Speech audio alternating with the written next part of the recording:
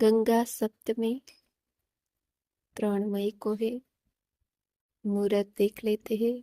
सप्तमी तिथि प्रारंभ मई को 7:51 से सप्तमी तिथि समापन समाप्त 4 मई को 7:18 बजे।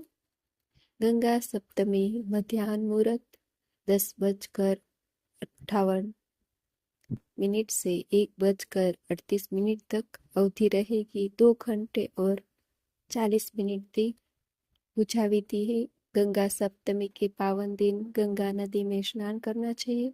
आप घर में रहकर स्नान के पानी में गंगा जल के पानी में स्नान कर सकते हैं। स्नान करते समय माँ गंगा का ध्यान करें। स्नान करने के बाद घर में मंदिर में दीप प्रज्वलित करें। इसके बाद सभी देवी देवताओं को गंगा जल से अभिषेक करें। फिर माँ गंगा का अधिक से अधिक ध्यान करें। माँ का ध्यान करते हुए पुष्प अर्पित करें।